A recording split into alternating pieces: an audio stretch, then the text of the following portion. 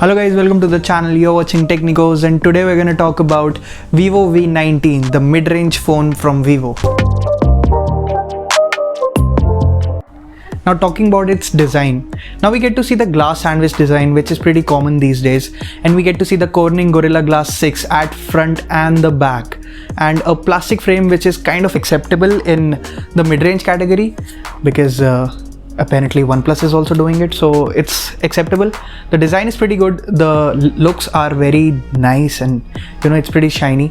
Now we get to see the mono speakers and a headphone jack at the bottom of this device, and also a C-type port for charging.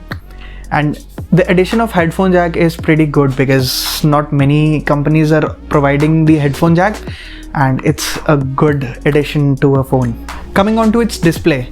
Now it has a 6.4-inch Super AMOLED display with a resolution of 2400 by 1080p, which makes the PPI count as 409, and also it has a 60Hz display, not a 90Hz, which we have to mention now because most of the companies are providing you 90Hz. It's okay. And also the brightness can go up to 1200 nits, which is pretty good for a sunny day, and even I had no issues watching it out in a bright day. It was pretty clear, it was pretty visible. The brightness is not an issue in this phone. Now the display is HDR10, which in short means that the display is pretty good. And also we get to see a in-display fingerprint sensor because the screen is AMOLED, and also we get to see a dual punch hole cutout for the two front-facing cameras, and which brings us to the next point, which is the cameras. Now there are a total of 6 cameras in the Vivo V19, 4 on the back and 2 in the front. The 48 megapixel main sensor, a 8 megapixel ultra wide, a 2 megapixel depth sensor, and a 2 megapixel macro lens, which no one likes. I don't know why they exist. You can record 4K videos in 30 FPS with the main sensor, and Vivo has a lot of features for their cameras. So if I sit here and tell you all the features, the video is going to be about an hour long. So I'll just tell you in short, there are a lot of features like portrait mode, bokeh effect, monochrome effect, rainbow effect, and tons of effect. I don't know.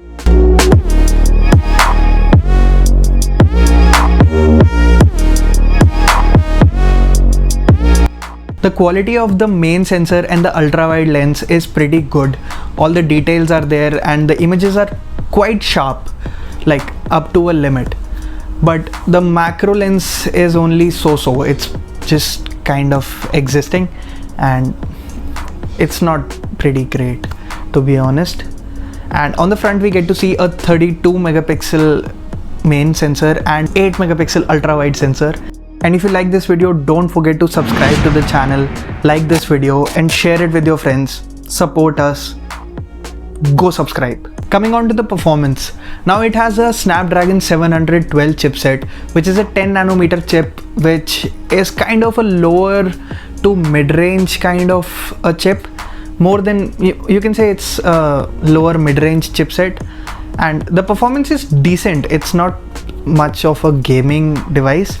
I would not say it's super fast, it's super smooth. No, it's just okay. It's workable, and basically the mobile is not for gaming. It's not a ultra smooth, ultra fast device. It's a kind of okay-ish device with a above average camera. So that is about the processor, and it comes with a 8GB RAM and a 128 storage, and there is option to upgrade it, extend it with a micro SD slot. And the storage is UFS 2.1 storage, so again nothing special in it, just decent specs. Now on the software front, it comes with an Android 10 and a FunTouch 10.0 as its UI. Now FunTouch and ColorOS are pretty crazy UIs. They offer you a ton of customizations and a lot of features. I prefer a stock Android experience, but FunTouch OS is also a great UI, and it all comes down to preferences. The mobile now comes with a little bit of bloatware, but you can get rid of them. It's not much of a deal breaker, to be honest. Now talking about its battery, it comes with a 4500 mAh battery and a 33 watt super fast charger, and it claims to charge your phone from 0 to 50 in about 20 to 25 minutes, and that is a great time. Now the main question is it worth buying? The Vivo V19 is priced at about 25,000, and if you're looking for a device which is pretty fast and a smooth device and you can play games in Ultra HD or HDR, I think no, you should not go for this device. This device just gives out decent performance with a good battery backup. If you want a device with a good camera and a decent performance, definitely this phone is exactly for you.